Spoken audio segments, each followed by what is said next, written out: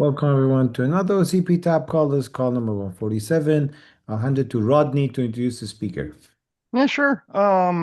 This is Rodney. I'll kind of briefly introduce Bob Noseworthy from the University of New Hampshire Interoperability Lab. For those that don't know, Bob leads testing for the UNH IOL lab as mostly Ethernet standards. So 802.3 PHYs, 802.1 time-sensitive networking standards, IEEE 1588 profiles for PTP, you name it. I'm probably forgetting many things. And Bob is here to introduce a new project that he's working on. And Bob, feel free to fill in any gaps that I left out. No problem, Rodney. Thank you for the introduction. Nice to see you again. Nice to see you all. And for those on the recording, feel free to reach out. I'll have my contact and various details in here if I can get the slide to advance. There we go. So I will talk briefly about our interoperability lab and what we're doing with precision timing, as Rodney mentions, what we're doing with what we've dubbed as a mouthful, this open phase activity through our NSF grant. How that ties to some activities that are in the open source community, such as the White Rabbit effort, and some various next steps that I'd look to the OCP TAP community as input on. I'd like to have this be a discussion. So I'll have a bunch of slides that I'll hopefully not race through too quickly, but certainly intend to leave some time at the end to talk about those next steps and what's of interest to the audience here. I have plenty of information about myself. I guess I'm feeling vain since I put so much on the slide. But yes, done a lot with Avnu and the Ethernet Alliance and spaces and high-speed networking and up to 1.6 terabit stuff with RDMA, various PNT efforts with 1952 and PTP in general, single pair Ethernet, and of course the White Rabbit collaboration activities at the moment. I wish I was more active with the 3335 ton card activity, but other than talking to Ahmad and Dennis, I haven't been able to do much in the past several months. Briefly, if those don't have much background with the University of New Hampshire's and the Interoperability Lab's role, we've been at this for some 37 years now, I guess, doing neutral third-party testing for the networking and data storage and related spaces. Started in the early days, Token Ring, even before that, FTBI and early 10BASE-T and that sort of thing, all on up through the ages. We are a nonprofit. We're part of the university, but we're 100% commercially funded. The exceptions to that little tilde there, are the rare occasions where we have something like this NSF grant. I think we've had 2 in our lifetime. We've had an NSF fellow. We have a few NIST grants on occasion. But by and large, we're doing something that the industry finds valuable, which is what's keeping our lights on. Part of that mission is to serve an industry need to validate third-party solutions in a third-party setting, rather, for standards conformance, interoperability. It's right there in the name. Students are certainly a key portion of our workforce. We have about 120 employees. About 20 of those are staff, and about 100 or so are students, electrical engineering, computer engineering, computer science, etc. So we prepare the next generation of employees to go off into the workforce while also servicing the industry's needs. So yeah, as mentioned by Rodney, we've had a long history with the Ethernet space, whether it's 10 meg, they're still making new 10 meg PHYs, they're still cranking out new flavors of 802.1 AS in the TSN space, all the way up to the high-speed uses, especially dominated today with AI use cases and low latency communications therein. We have a very large testbed of Ethernet devices, certainly PTP and TSN, Avnu certified devices, etc., all included in that. And we benefit from a healthy relationship with our test and measurement partners. So just a glimpse at some of the testbed devices, old and new, as part of what a testbed is. Devices that can be plugged in, verified to work, be used by a standards group for a study of what would happen if. And in this particular picture, I can immediately see some newer Cisco and Extreme devices and some older Bay Networks and 3Com devices of all things. So yeah, testbeds are old and new. We've done quite a bit across the space here, Ethernet Alliance, Avnu Alliance, ICAP with the IEEE, look to do more. But I want to get into just more of the principle of standards testing, how we interact with the industry, why we aren't just a test lab, why we're not just a training facility for students, why I know Rodney. In the 1588 world, we have to be involved with the standards, both the updates to the 2019 1588, the various 802.1 activities, what's coming down the road from the standards, how we then test that as a test plan, what tools we can use from the test measurement industry, or do we have to help develop some? And then actually providing a service to evaluate those products. And that's a feedback cycle that just drives our involvement across the industry. As part of that, most of what our lab does is actually conformance testing. Even though we're the interoperability lab, I'd say 90% of our work is conformance testing as that predicts future interoperability. But we absolutely do interoperability testing as well. And that's what the students are great for, because they can help lug the equipment, plug the cables, run the procedures. So it's hard to automate that part. And that proves current interoperability. But all of this is only as good as the standards. We try hard to make them as good as we can. The test plans, similarly, as clear as we can. The tools vetted as best we can. But when we find a problem, the problem could be with all three of those, any one of them, or it could, of course, be with the device we're testing. So, of course, that's part of the challenge. But it's not just about conformance and interoperability. There's also performance tests, calibration, open source development that plays into at least our role with this NSF activity, which is from a program called the POSE program, Pathways to Enable Open Source Ecosystems. So we look at things like OCP TAP and the time card, and we look at the White Rabbit effort coming out of CERN and other activities. And we realized back in 23 that this could be a fit if we get the right support. And thankfully we did from NIST, from CERN, from NICF, and others to get this effort off the ground. And we'll get into what that effort is. But certainly as part of this, it all spun out of discussions, honestly, with the CERN folks during a White Rabbit workshop that, hey, this could help accelerate what the White Rabbit collaboration is looking to do to validate open source solutions in the sub-nanosecond timing space, which is otherwise challenging to do from a test perspective. So with the goal of trying to be an associate lab there and perform calibration and help develop services, we established this open phase project. It's still coming together and there's still work to be done. And the scope is not exclusive to White Rabbit. It is certainly our first focus. But I mentioned to Ahmad and others in the past that certainly as 3335 or any other time card aspects emerge that would validate inclusion in an environment like this to support an open source community, it's certainly right on mission. And you certainly can explore that further. But there's a few concepts here. None of them are challenging to understand. Having a neutral environment where a community can come together with the necessary resources to help validate calibration techniques, help improve open source solutions, especially if an open source community member, and I've talked with some at ISPCS conferences where they're literally working in their garage and they're trying to build some open source solution, making use of White Rabbit technology or otherwise, and they're just very limited in what type of resources they can gain access to. So whether it's for high energy physics or a maintainer of an open source solution that just doesn't have the right resources, we're trying to put this open phase effort together in a sustainable manner to support those open source community contributors as well as higher end users, whether it's in the fintech, high frequency trading spaces, telecommunications, or otherwise. Certainly, this crazy diagram sort of gets into it could be anything. It could be NVIDIA and Intel. It could be Safran or NetTime Logic or any other company making solutions that are either software, firmware, or hardware, or any combination therein in any of these spaces mentioned. Again, White Rabbit, maybe Time Card, maybe other spaces.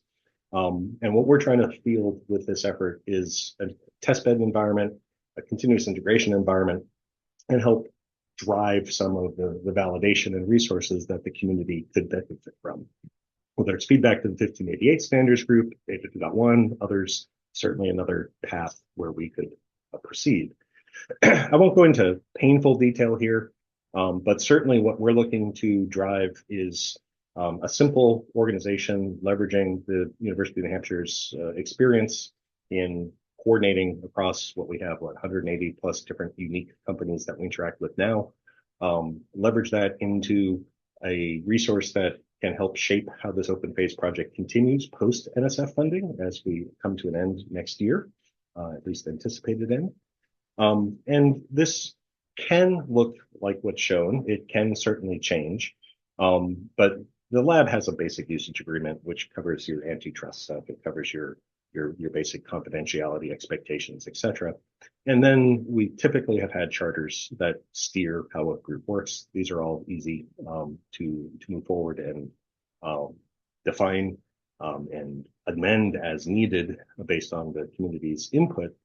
And it really is a question of how can we get that, in this case, a technical steering committee of what's the right focus. I have a view. I'm happy to share it. It might not be right? So Rodney, Ahmad, Kevin Stanton, others certainly have all had various interactions with myself on what would be beneficial. Talk to Mark Weiss and others about what might be beneficial, Pat Diamond, others. But I'm sure whether you're an open source end user or a hardware manufacturer or test measurement vendor, you may have a view that we want to try to include in the direction we go here and continue to go. Oversimplified greatly, we're certainly looking at time transfer technologies. Your basic PTP, NTP certainly can be included. NTS for security, we've looked at, as I mentioned over here on the right. We've done some work with the security TLV in the early 1588 updates. We've done some work with Karen O'Donoghue for evaluating NTS when that was first coming out. And we'd like to support, the resilience, reliability, and security aspects of timing, but we can't neglect the critical needs of, is the timekeeping working well? Are the servos working well? And some of this is just a challenge at these speeds. And we'll get into what White Rabbit is looking at least coming up. So as a White Rabbit Associate Lab, we expect to be approved as the first in that organization, working closely with them to help define the certification program. It certainly will include protocol conformance, calibration of devices, and some performance verification. So if you claim to be a White Rabbit device of certain class, then you need to be able to keep time to within some amount of, be it hundreds or tens, or even in the highest level, I believe it's 8.3 picoseconds that we're trying to validate to, which is just challenging given the state of some of the test measurement equipment at the moment.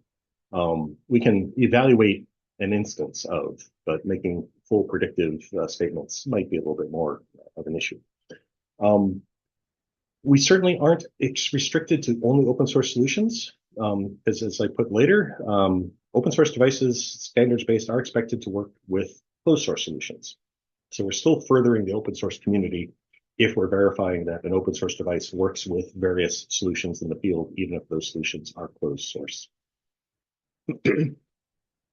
Briefly, on what our open phase effort is seeking to do, leveraging what we've done primarily with the Linux Foundation. We've had various roles with that org to provide lab as a service, simply put. So in this case, this is just a simple dashboard view where we could run on the open source White Rabbit switch monthly, weekly, whenever there's a new build, conformance runs, and have those results get posted up to the dashboard and reviewed for folks. Right now, CERN is doing something similar to this with their facility, but you have to go through CERN's resources to do that. Don't expect to replace that, but this looks to complement and extend that to not necessarily just White Rabbit related testing. Similarly, as results are gathered, someone can log in and look at that. This could also, of course, be credentialed so that folks who are providing a product for evaluation, maybe for pre-certification, can get their results automatically performed through CI mechanisms and the results shared without it being broadcast to the world. The CERN CI process I mentioned, you can go and log in and see their weekly results in that case. So this type of dashboard we put together over the past year, specific for this open phase activity, but it does leverage some of these activities that we've been doing with the Linux Foundation. Similar effort over the past year plus has been trying to assist the community at large with this concept of absolute calibration. Really, in this case, we're literally just talking about ingress and egress delays, making sure that they're calibrated and compensated for properly relative to the 1 PPS the system provides. And right now in the White Rabbit community, with the sub-nanosecond world that solution is supporting, it is all done with a single golden calibrator being used as a reference for all other calibrated golden calibrators for the relative calibration. And we would like to move to something that's not reliant on that golden device.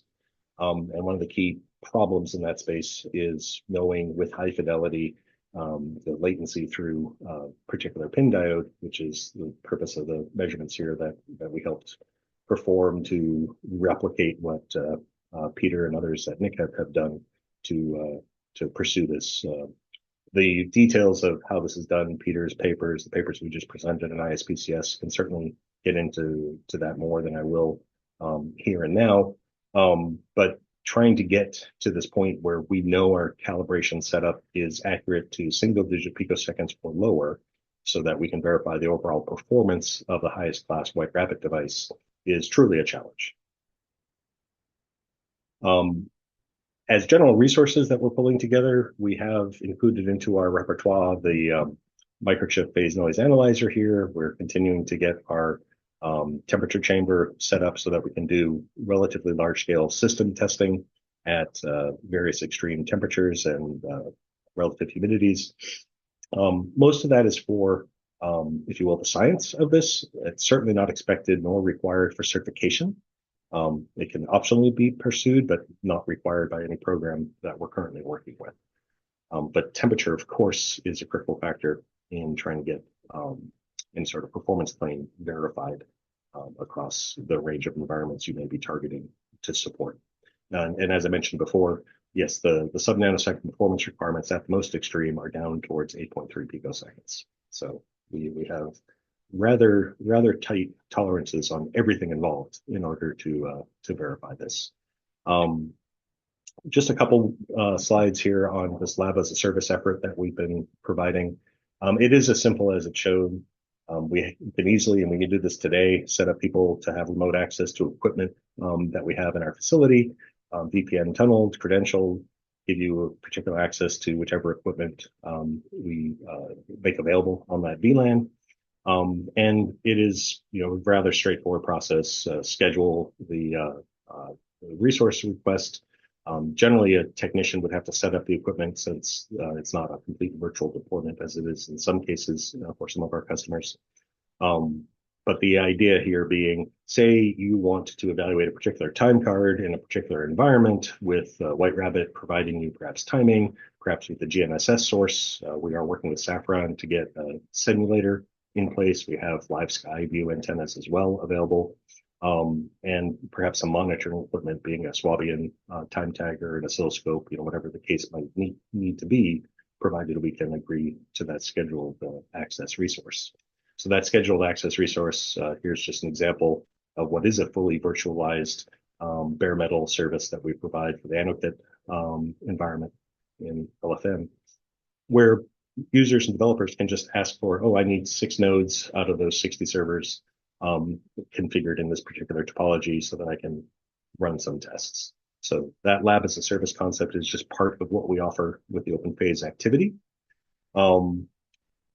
But depending on where you are, what your viewpoint is, your needs and wants may differ.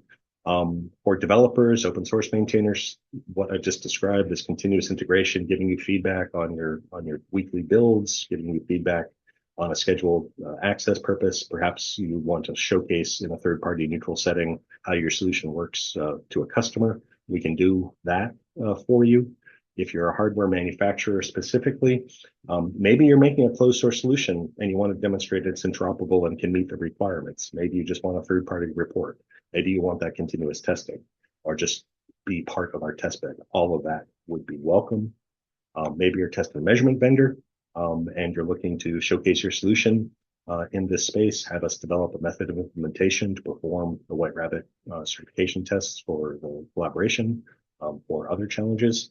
Maybe we have solutions that are emerging that can give us the testing of the servo at these ridiculously small time periods. Certainly, another aspect of this would be the test measurement community to help step in and give some technical steering for where the right challenges are that we can try to highlight. And I just list some of the spaces we're engaged with here. We are actively involved with the ORAN Alliance and other spaces, but obviously there's many more spaces that are starting to take advantage of high precision in the timing space. And of course, not to neglect the most important folks at all, the folks actually using this technology, whether it's just looking for that these reports exist, that these programs exist, that they can potentially help evaluate the solutions you're looking at for your particular deployment, whether it's in the research space, high energy physics, high frequency trading, you name it. In the White Rabbit space specifically, there is a qualified products registry that will be coming online in 2026. And it's not going to be just White Rabbit. I will defer to the discussion with the group here on what that future might look like with time cards or resilient PNT or ORAN or any other spaces that could benefit from the type of resources we're describing. So in the White Rabbit sense, we have a call to action. We have this ongoing effort to not just build the resources and the infrastructure, but to build the community and get connected with parties like those of you listening to my voice, the members of the White Rabbit collaboration, the members of the 1588 community and the 802.1 TSN community, and more. As needs continue to march, we crossed the sub 1 microsecond threshold with GP2P 10 plus years ago. Now we are talking sub nanoseconds, and there are more and more users in that space. What can we do to help enable that effort? What can we do, especially in the open source space, to make sure that it is not just a premium club of niche solutions, but actually open source hardware where sub nanosecond capabilities can be achieved. So we are looking to have this solution be something that can benefit the small open source developer who's done a board, wants to do some measurements that they couldn't readily gain access to because they don't have a temperature chamber, they don't have a nice clock, they don't have a phase noise analyzer or a nice high-end oscilloscope. But in order to enable those folks a cost-effective means to gain access to these resources, we do need to have a financial model that ideally will be more than just folks paying for services. Because again, as much as I would love it to be larger, it is still a niche space when we're talking sub-nanosecond. And at some point, costs do need to be covered. I'm thankful for the NSF for being able to support us to this state to get a lot of the infrastructure in place. But to really support the open source community, I'd like to find a path where we can have some, whether it's sponsorship, membership, or similar model. The lab typically is all service driven. So we can do test service based work. But if the cost of running the effort is entirely based on just those receiving the service, it will still be a little bit expensive for some parties. But I definitely want to remain open to how we can keep this as accessible as possible, while addressing the needs for conformance, performance, interoperability, testing, etc. So the slides will get posted. There's various forms of access to the information that I'm sharing. But I'd welcome some open discussion on what thoughts this dialogue has sparked, what needs the team here might share, and what feedback you could give of what would be most beneficial in your perspective. And thank you.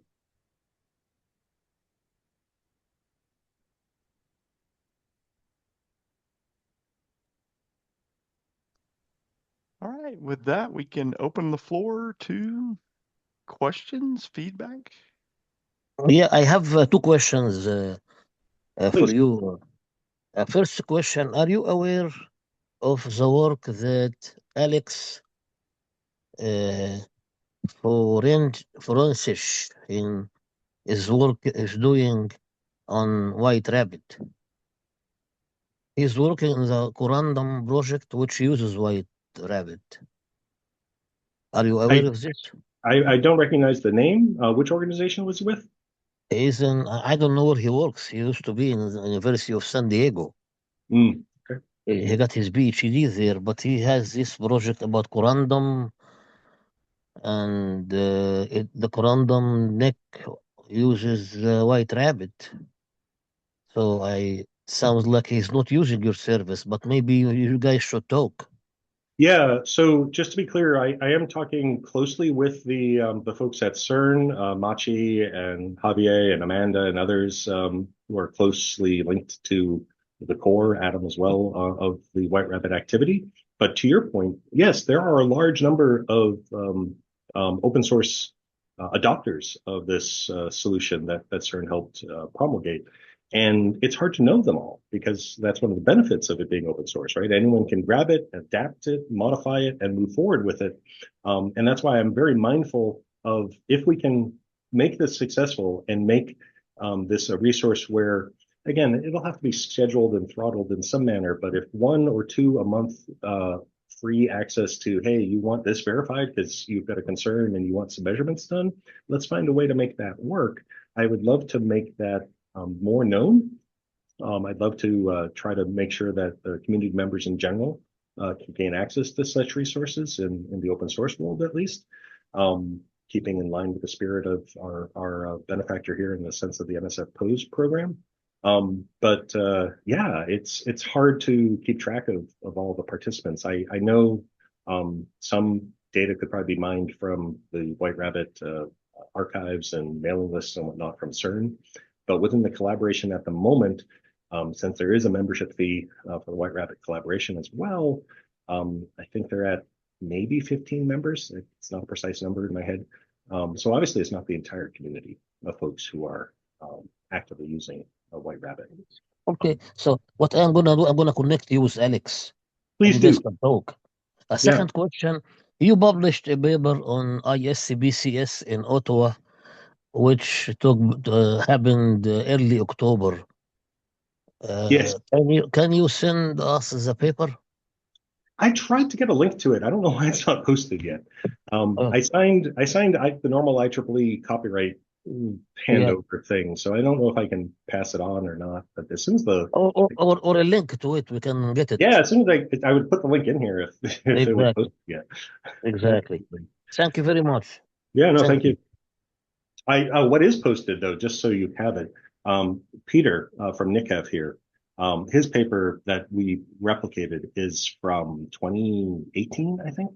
And while I don't have it handy, his paper outlines the same process. We were just replicating it so that we could demonstrate hopefully similar measurements and approaches for his what eventually is an ongoing evaluation of can we really get as precise as we're trying to get in this endeavor. Thank you for the question. Thank you. Bob, I had one question I've been meaning to ask you, and I forgot. For the funding that you got, which congratulations for that. What are the deliverables for that? Like, do they have like specific deliverables that they're looking for? Like, is it White Rabbit certification testing or what sort of thing? It's very broad in scope. So NSF POSE itself is anything that is supporting open source activities. So let's just pretend for a moment that the entire world in PTP depended on PTP4L. And there's not enough validation or performance testing or support for the maintainers there, or you pick it, right? I could have tried to steer this towards PTP4L and said, we're going to do everything there, or whichever flavor of open source software. Since I was sitting there in the White Rabbit workshop at the time I came across the proposal from NSF, it seemed to make sense to try to align with the open source hardware, as well as the gateware and software that makes the White Rabbit solution work. But the POSE program from NSF, it would be anything that declares itself as open source. That's good to know. to create an ecosystem. And that's why I'm mindful of while I'm open to testing proprietary solutions, it has to be in that context of open source solutions need to be able to show that they can work with standards-based devices. Take IEEE 1588 high accuracy. You can make an open source solution to that, or you can make a closed source proprietary solution. The standard dictates how those solutions should work, and they should be interoperable and conformant, no matter the nature of their source code. Right. No, I mean, it makes sense that you went in the White Rabbit direction because, obviously, as everybody knows, that's open source and it's cutting edge stuff too, and in addition, it's a challenge. Yeah, and I've been talking with the CERN folks for a while. We've been interacting with Maciej and others in that team, and the idea of how do we finance the infrastructure needs. None of this is super high end, but it's still, when you want to support open source community members, temperature chambers, high quality clocks, time taggers, all these things add up, let alone, resources of infrastructure and labor and whatnot. So yeah, it's an interesting effort. The deliverable that I hope to be able to present to NSF by the middle of next year is a successful program that has certified some White Rabbit devices, that has an ongoing testbed, that has members perhaps listening to my voice now, wanting to gain access remotely to resources that we can connect up for you. You send us your sample, we hook up and run some tests, let you dictate some terms of what that topology needs to look like, and support the ecosystem in that manner. I'm sure everyone would love to have the most decked out, basement, garage, workshop, whatever. But not everyone can have a high-end lab in their development spaces. So if I can help in some way, I'm happy to. No, that's good. Where do you see the certification angle going with White Rabbit? Like, I understand what your role would be in testing and then providing the, let's call it, certificate, but would the White Rabbit collaboration have a logo for that, or Yeah, you got it right on screen here. So that particular mark can only be used on products if. Oh, I didn't catch that. Okay. Wow. Yep. Cool. Yep. So there is a trademark to further. So there is a trademark for it. No, that's awesome. Cool. Yeah, but that's their doing, right? Yeah, right. That's the collaboration doing that part. Right. But yeah. Yeah. Yeah. No, that's cool. All right. Thanks. Yeah. Yeah. And they do have a qualified products link. This link is live. They have more than one device, all with the pending status, which I think means there's quite a few people who want to test with me next year, which is all good. That's a queue of people lining up. Yeah. Yeah, but it's also, I know it's a short queue, right? Let's be honest. Well, yeah. And that's where I don't want to just service the set of early adopters who will benefit from this, who will, I think, absolutely benefit from showcasing their solutions meet the requirements, unlike those who don't, but say they're White Rabbit-like.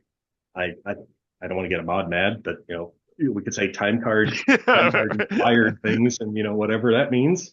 But it's the same problem, whether we're talking about White Rabbit or time card or PTP in general. How do we verify these things are working well? Right. And just to be clear, I'm assuming, you're testing against the open source, let's call it variant of White Rabbit, right? That's kind of the gold standard of what you're testing against. Yeah. The testing for the certification to use that trademark, the expectation is that it's a open source solution. Right. With all of the meaning therein, which all of the implications that go along with that.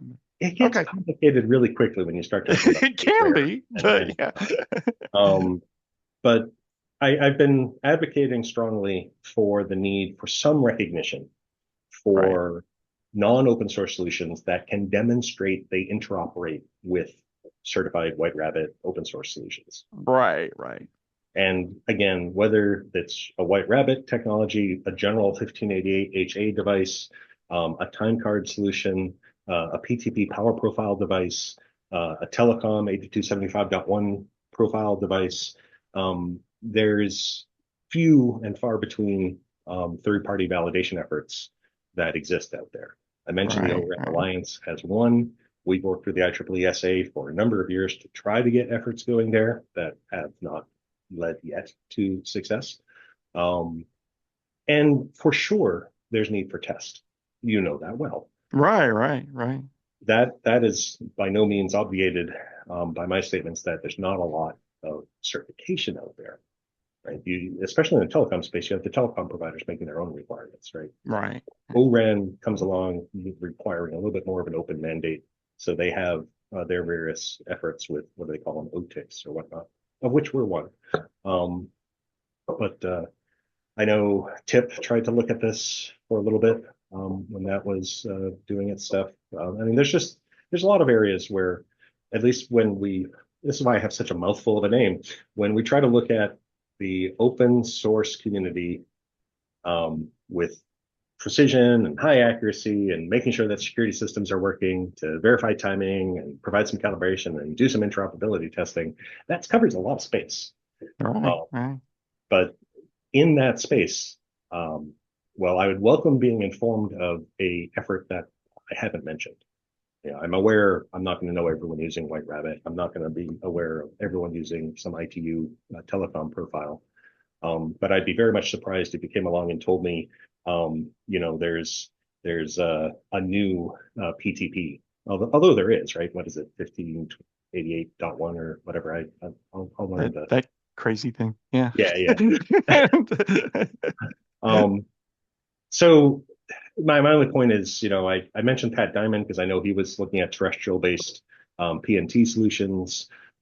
We did a little bit of work with P1952 to try to look at resiliency there. Because when I talk about security and high accuracy, it also has to be available, right? So whether we're talking about some sort of weird 802.1 CD based replication and elimination path that maybe has PTP running on it, or some sort of what is it, HUD standby that we did in .1 there. Right. Or I think I made a quick mention of it, the fault tolerance standard, which you might actually know better than I on where that's at these days. But the 802.1 ASED.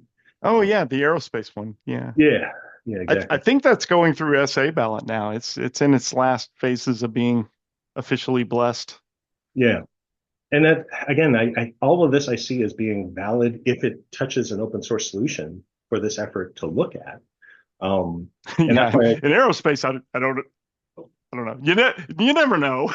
But yeah, that's not a community that's known for open source so much. But how many of these efforts ran into it was news in the past 2 years. I can't think of the exact whether it had to do with TLS or whatever. Here's this open source piece. I know XKCD has a great cartoon about it. Here's all this great stuff that people have built, and it's all reliant on this one open source module over here.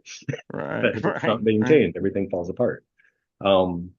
So yeah, I'm not sure. I had Mark Weiss point me at this work from VU that I mentioned in the bottom right here. They're talking picosecond range network timescale based on White Rabbit clock ensembles. That's actually a paper that he and the team at VU are presenting in January next year. And it just comes back to that fault tolerant idea again. How do we deal with timescale algorithms? How do we encourage some level of wise adoption, even if you don't use an open source solution in the end, whether it's for aerospace or other purposes, but at least encourage the industry at large to at least start with something better than, straight out of freshman year college concepts or such.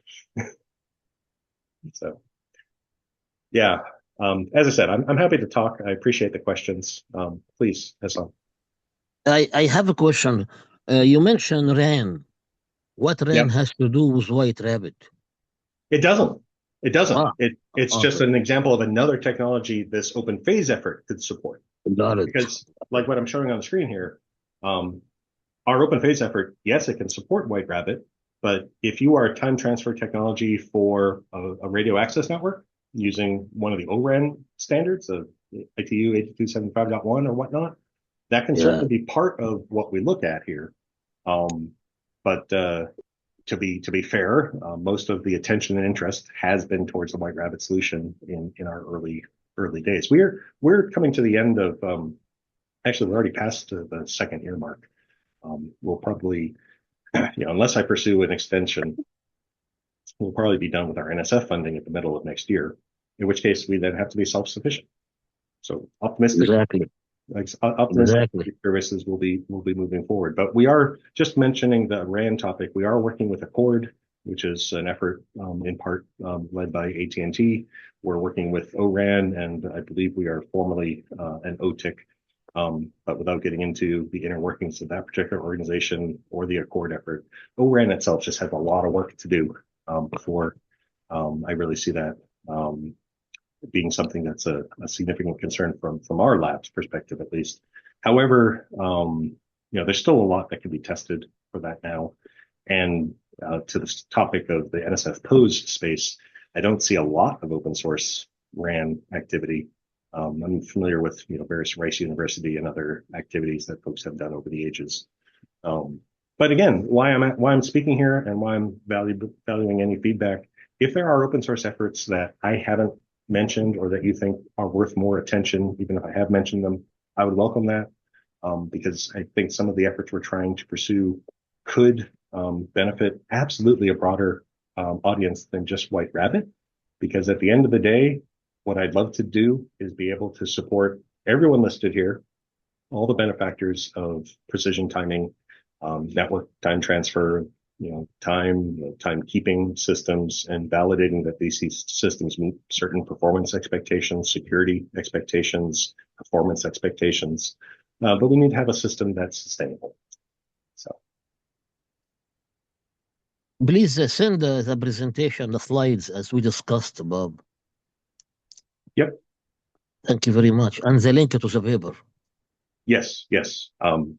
I might have to have Ahmad make sure I have your contact information. Yeah. Sure. Thank you very much. You can actually use the WhatsApp group. Oh, Ahmed is here. That's good. Yeah, I'm here. I've been here. Okay. How are you, Ahmed? Good. Bob, do you have access to the WhatsApp? I'm sure I can figure it out.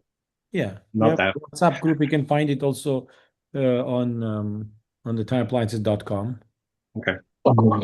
Yeah. And Hisham is there. Everyone is there. Yeah. Very good. Hi, Bob. This is David LaRiviere, University of Illinois. First, I just want to thank you for your presentation and the work you're doing. David, you're a little bit quiet. Oh, just 1 sec. Hi, is this better? It works. Okay. I just want to thank you for this presentation and the work you're doing. I mean, it's very excellent. It's also highly relevant to the area. So I deal in the financial technology space. This is something we've been tracking for 10, 15 years. And so to see someone trying to formalize the standards and really get down to this level, it's great. One of the areas we've always been very interested in, it's always been a source of concern, and I think you touched on this a little bit, is we're relying typically on GNSS, what we're actually syncing to. Have you seen anything related from the NSF or others or other potential initiatives of getting the actual ground source truth out of NIST and USNO for the United States and then getting us to the other major data centers? Not specifically in that regard. I am familiar with the P1952 effort, which has some DHS, Department of Homeland Security activities. Yeah, here it is. I was just looking for the link. Oh, actually, I don't have a link. But yeah, the 1952 Resilient PNT, there is the IEEE standard. It's a draft, right? But IEEE is trying to do a conformity assessment program for that particular space as well. That's more of an assurance that your system is resilient, though, right? If you're using some sort of PNT solution that needs to survive, say, GPS jamming, that you at least have something, an IMU, something that can at least receive Galileo, alternate antenna, whatever resiliency method you might be using. But when you speak to trying to verify, other means maybe other than GNSS, again, I don't know of anything directly tied to your reference. I am aware of the broadcast positioning system, BPS, that I think Pat Diamond is advancing using the terrestrial broadcast ATSC type systems. I'm sure that's not the only one. I know in the P1952 effort, there were not only LEO-based solutions, low Earth orbit type solutions, but I may entirely have the company wrong, but Navitel having some sort of 3G like or 5G like ground-based solution. But again, I wish I could know everything. I leave that to Ahmad. And do you see that as a potential area your lab may eventually start testing is longer distance White Rabbit solutions versus just And- a data center? Well, when you say longer Common distance, method. whether if it's a telecom type solution, we test that today. So longer distance is literally physics limited, right? So usually it's waveguides up to 80 kilometers. Typically, we don't test that far, but we're testing more data center scale applications. But in general, our lab would address anything that is standards based that a community is looking for, that wants to have a neutral setting to get some third party evaluation, but it might not be fully cooked yet. So we have to work with that community to make sure that we have a standard, we have some sort of test plan, we have test tools, and some way of doing the testing. And that usually takes several years of iteration before we have something really up and working. And then from there, it tends to grow. We were the first lab for the Avenue Alliance to get their TSN certification going. And now I think there are 3 others. So, it's just part of the ecosystem as things are successful. But the key is it still has to be successful. So, Great. Thank you. I definitely appreciate the comments. I welcome more. If we have the time, I have kept a close eye on the talk here. But I also would welcome, comments on time card or comments on OCP's role in this type of space in general, if any have those to share.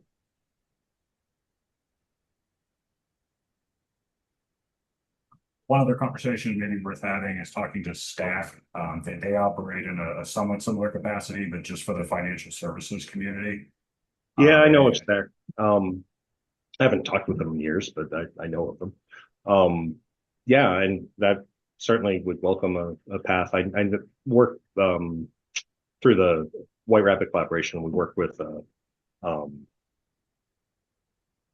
LMS and Jump Trading and a few other parties, Deutsche Bank, whatnot. Yeah. It's really excellent. I hope you keep up the work and get more funding. No, I appreciate it.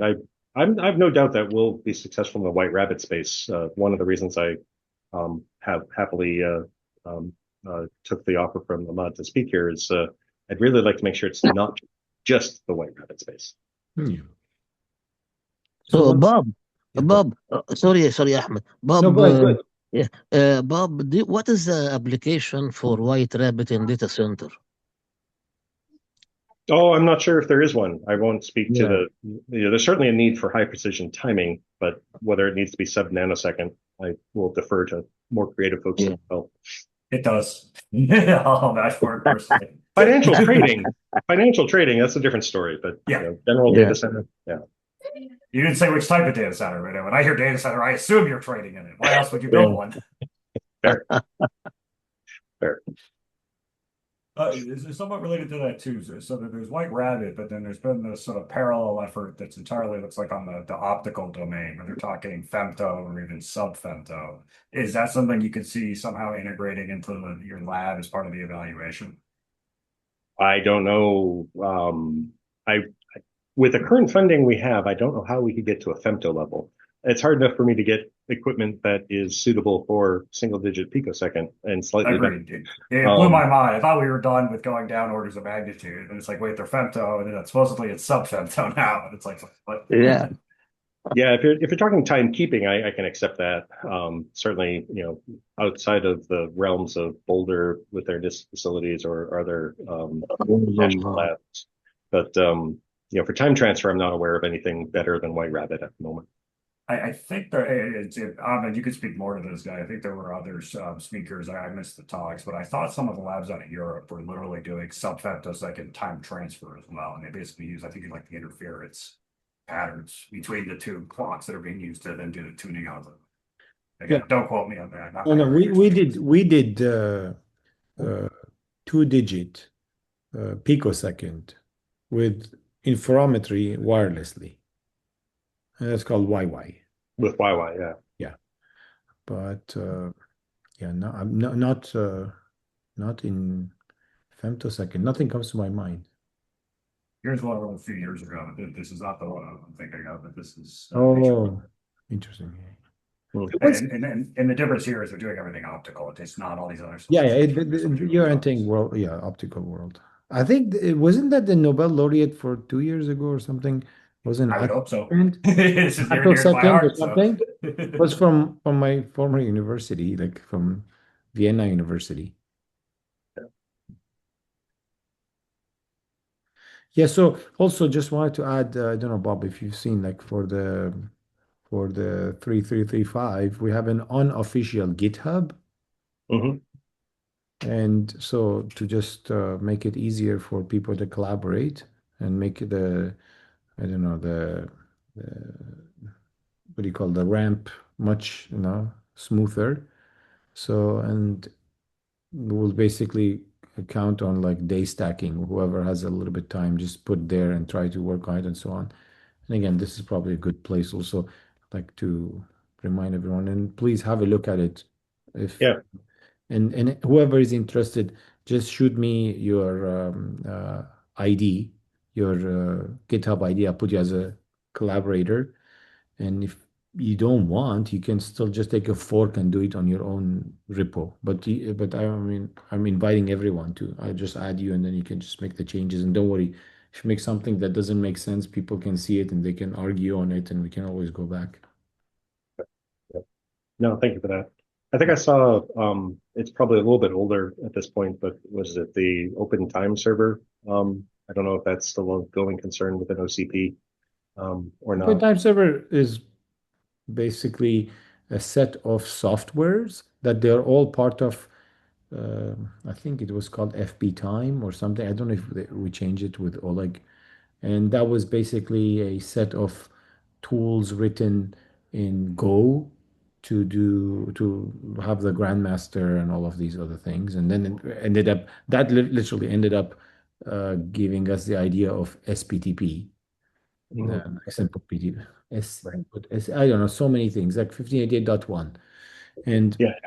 it's very interesting. Like as we proposed it, uh, folks from Meinberg had very similar idea, and so we worked on converging the ideas. And I think also folks from Microchip and Mhm. converge everything. And again, this is what Rodney has been leading in IEEE. And Yeah, yeah, and 1588.1 is just another example of, new and moving stuff. It might not be needing to go into the sub-nanosecond realm. yeah, no, that one is basically if you have everything relatively homogeneous. Mhm. Uh, you don't have like all the players are authenticated. What's the point to do authentication in a system that is already trusted? So, and you basically get rid of the overhead, and then you get rid of all the states that you normally need when you run something in form of an enterprise with multiple players, and you need authentication and things like this. And I always like to use this what a proverb or whatever of like you basically do engineering for good or good engineering. I mean, 1588 is good engineering, but is in this case is not for good, like simplify it, to whatever Mhm. you need. Yeah.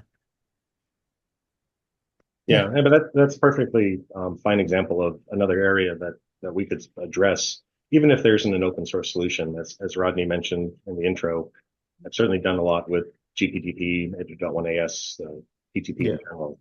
Yeah. But building on this NSF Pose open phase activity, anything that has an open source component where we could support open source efforts. You mentioned the GitHub for 3335. Yeah. Anything else that we could provide some resource, whether it's test, evaluation, measurement, or even, sometimes students do look for theses and projects. So if we can get a body to latch on, I know with one of my team, I've been trying to get them steered towards one of the security topics. Karen O'Donoghue, long time involved in the TikTok effort, of course, and NTS and other spaces, has advocated for that for quite some time. But again, we're open to input from any parties. But Hussam, others. I have to know you first in order to to hear you, David, as well. So certainly feel free to reach out and share your thoughts. We'll do our best to keep up and keep in touch, if not in this forum or other standards forums, directly when possible. And I did paste the links from one of the prior OCP tabs where they're talking about the second level synchronization. So the slides in the YouTube. I meant to post the slides. Yeah, thanks for the link, David. Again, not endorsing this. I haven't validated this myself, but it's very cool. It's like the following last 3 or 4 years that popped up. And I'm still not sure if it's all just witchcraft. So conceptually, it does make sense, but it's I think like Bob said, it's so many orders of magnitude lower than what we're used to talking about. First was nanos, then was different orders of magnitude of picos. But to go from that to sub femto is pretty It's extreme. impressive. And it'd be great to have. Yeah, that's the real question. How do I get one? So.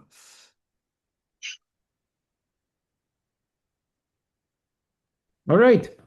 So I think that's it. And unless we have more questions, anyone has more questions? Or you good? Great. Thank you very much. Appreciate the back and forth. I was hoping to have some, so I'm glad to answer a few questions. Feel free to reach out, if not today, at some future juncture, if you cross paths with an open source effort, or something that you think our lab could assist you with, feel free to reach out. And if you've got a crazy idea, go talk to them. And please don't forget, send me the slides so I'll put them alongside with the recording. Yeah. And so again, thanks again, Bob, for today's presentation, and we'll see everyone in 2 weeks. Please note, as the schedule stands, the talk in 2 weeks is going to be 3 p.m. because we want to accommodate our friend Tadayuki from Japan. We don't want them to wake up like 4 a.m. to do this call. So we time to time do this, like we have one Asian friendly time. So the Europeans will have to bite the bullet. Will you send Ahmed a calendar invite? In the calendar, I think it's reflected as far as Okay. If Let me check. not, we have to edit it. But Let me check. 17. Yeah. No, still. It's 17th, yeah. It's 17. Yeah. No, I see it 11 o'clock. Oh, We need to no. fix it. We need to fix it, yeah. So Tadayuki Nomura from Murata. Muraka, yeah. And it's going to be about best-in-class phase noise for next-generation connectivity by using high-frequency crystal oscillators. So the oscillators, Murata has a method to run them in much higher frequency, and that's their Murata. secret. I like Murata. Yeah. Murata-san. Yes. Okay, all good? Thank See you very everyone much. in 2 weeks. Thanks, Bob. Thank you, Thanks, all. guys. Bye-bye.